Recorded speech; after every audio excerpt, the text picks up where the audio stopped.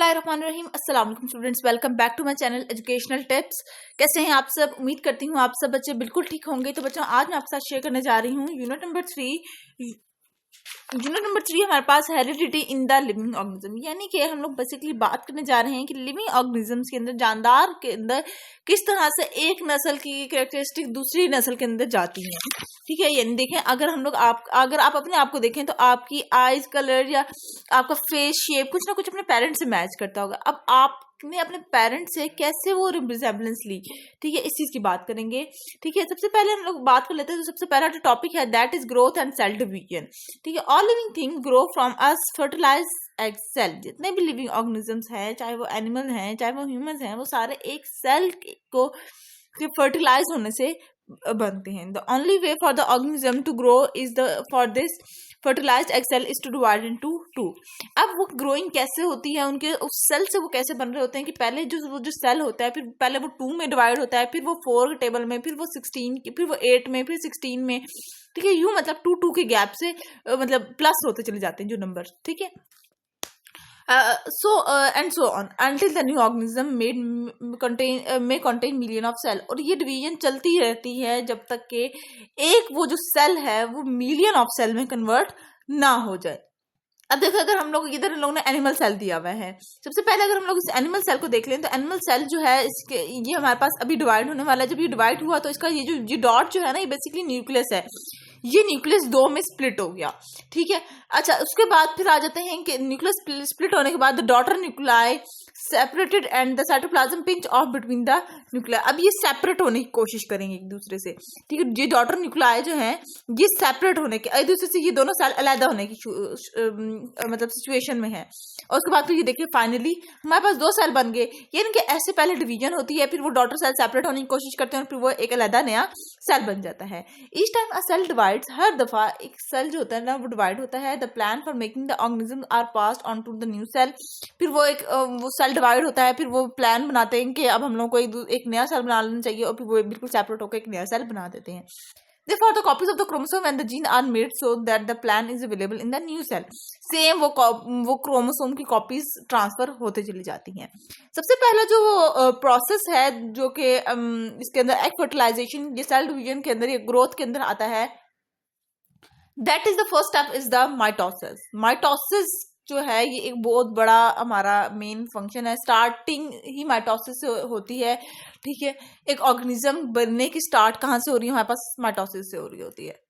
अब अगर हम लोग माइटोसिस के अंदर देखें तो इसके अंदर देखते हैं कि क्या ऐसा प्रोसेस है, क्यों इतना इंपॉर्टेंट प्रोसेस है, क्यों ये बिगनिंग का प्रोसेस है। When a cell is not dividing, you can't see the chromosomes with an ordinary microscope। जब सेल के डिवीजन नहीं हो रही तो आप उसके क्रोमोसोम्स किसी भी माइक्रोस्कोप से नहीं देख सकते। But when a nucleus starts to divide, the chromosome can be seen as double thread। लेकिन जब हमारे पास न्यूक्लियस की डिवीजन होना शुरू हो जाती है, ये ऊपर न्यूक्लियस ही डिवाइड हो रहा था ना, 2 में स्प्लिट हो रहा था, फिर उसको अलग हुआ। ठीक है, तो यहाँ पर हमारे पास जो क्रोमोसोम है ना, ये धागे नुमा के स्ट्रक्चर की फॉर्म में हमें नजर आने शुरू हो जाते हैं। They show up quite clearly if the nucleus of the cell is stained with a special chemical dye. अब वो कह रहे हैं कि ये हम लोग को बहुत क्लियरली नजर आ रहे होते हैं एक केमिकल के थ्रू।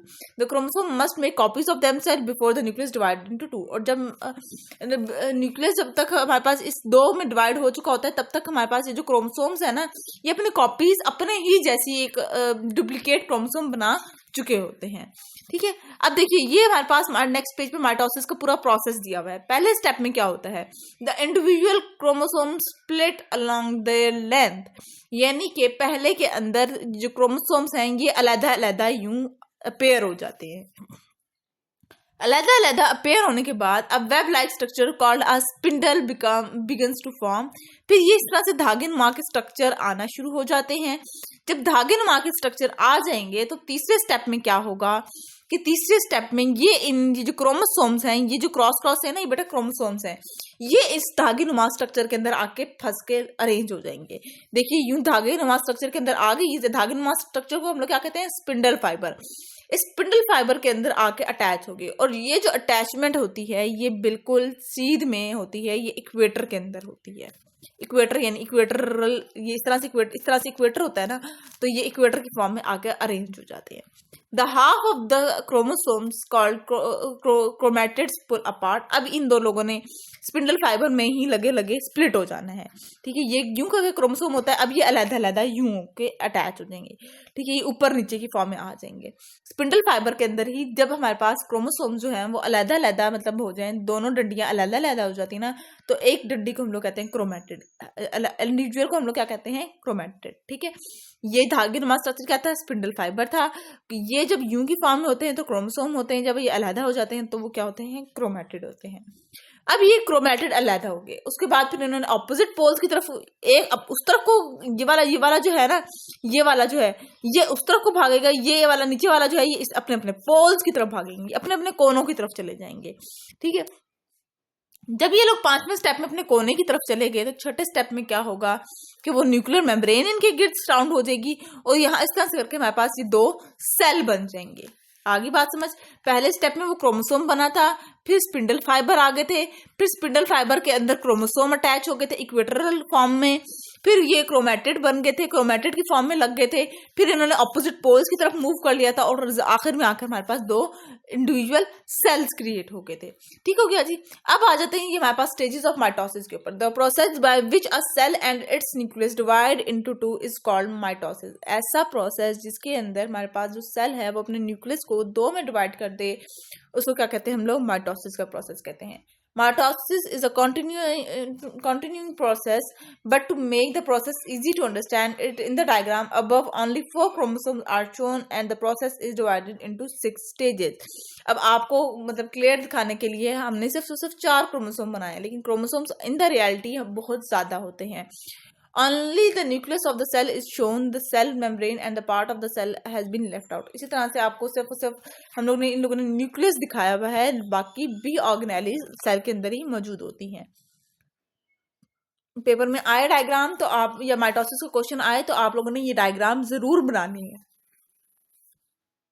उसके बाद ही हमारे पास आ जाते हैं इनहेरिटेड कैरेक्टरिस्टिक्स के ऊपर। इनहेरिटेड का मतलब भी होता है वो चीज़ें जो हम लोग को हमारे पेरेंट्स से मिल रही होती हैं, ठीक है। जो जो मुशाबियत, जो चीज़ें हम लोगों को अपने पेरेंट्स, जो चीज़ें हमारे पेरेंट्स के साथ सिमिलैरिटीज़ में है वो है। Human inherit characteristics from both parents. इंसान जो होता है वो अपने मामा से भी मिल रहा होता है, अपने पापा से भी उसकी शक्ल की रिजेम्बलेंस होती है कुछ जगहों पर। सिमिलरली अडल्ट एंड प्लांट में inherit characteristic from both of its parent if it has been cross pollinated. अगर हम लोग प्लांट्स के अंदर बात करें तो अडल्ट एंड प्लांट्स जितने भी हैं वो क्या करते हैं, वो पूरे के पूरे अपने पेरेंट्स जैसे होते हैं। अगर उनके अंदर क्रॉस पॉलिनेशन हुई हुई हो तो वो बिल्कुल अपने पेरेंट्स जैसे होंगे। As we have seen, a gene is a set of chemical instruction. Gene क्या है, एक केमिकल इंस्ट्रक्शन है जो कि पूरी बॉडी को में जा रही है कि इस चीज़ को ऐसे क्रिएट होना है, इस चीज़ को ऐसे क्रिएट होना है। Each gene control some detail to how to build a human in case of gene a human chromosome, और how to build a delton plant in case of a delton chromosome. अब ये gene जो होती है ये हमारी body को बता रही होती है ये कि इस क्रोमोसोम को कहाँ पर सही सेट होना है ताकि ये अपने पेरेंट्स जैसा लिख सके, या फिर ये डेल्टन प्लांट का जो प्लांट है इसको कैसे क्रिएट होना है ताकि ये अपने पेरेंट्स जैसा लग सके। नेक्स्ट पेज पे आ जाते हैं।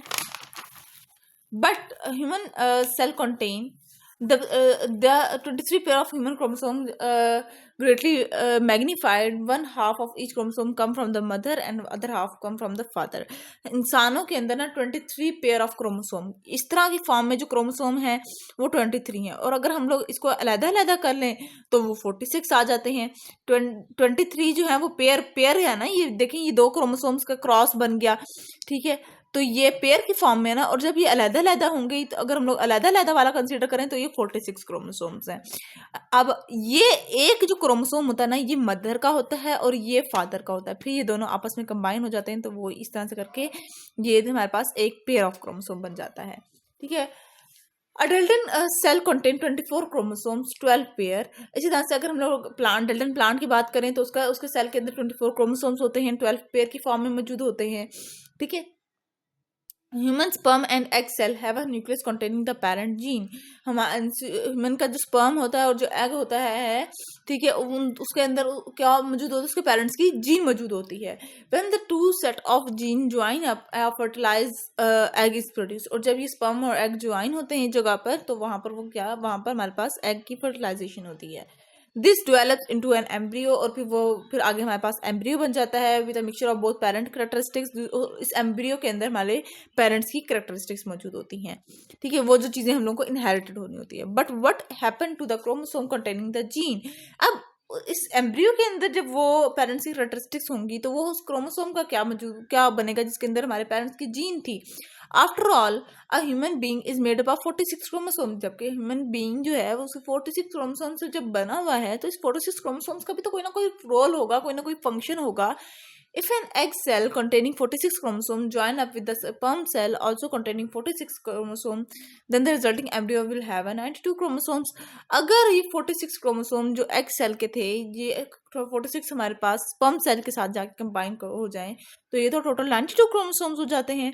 The answer is that when a sex cell are formed in human, delta or any other organism, the number of chromosome is halved. This is called meiosis।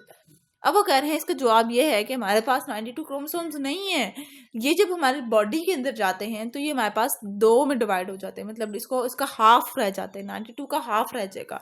और 92 का हाफ क्या होगा, 46 क्रोमोसोम्स हमारी body में इस तरह से आते हैं कि जब वो नेक्स्ट जनरेशन के अंदर ट्रांसफर होते हैं तो वो हमारे पास कितने रह जाते हैं, ये हाफ नंबर रह जाता है, टोटल क्रोमोसोम्स में से हाफ नंबर रह जाता है।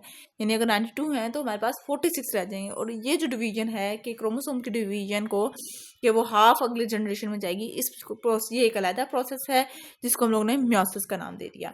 तो म्योसिस का जो लेक्चर है वो मैं आपको नेक्स्ट लेक्चर में पढ़ाऊंगी।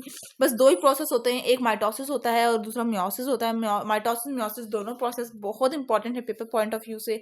तो ये था आज का लेक्चर, होप सो आपको समझ आ गया होगा। अगर आज का लेक्चर आप सबको समझ आ गया है तो मेरे चैनल को सब्सक्राइब कर दीजिएगा, वीडियोस को लाइक कर दीजिएगा और साथ साथ बेल आइकन को प्रेस करना मत भूलिएगा। इसी में आने वाली हर लेटेस्ट अपडेट्स सबसे पहले आप तक पहुंचेगी। मिलती हूँ किसी और वीडियो में, दुआ में याद रखिएगा, अपना ख्याल रखिएगा। जब तक चैनल को सब्सक्राइब करना मत भूलिएगा, कमेंट बॉक्स में बताना मत भूलिएगा कि आज का लेक्चर आप सबको कैसा लगा। अल्लाह हाफिज़।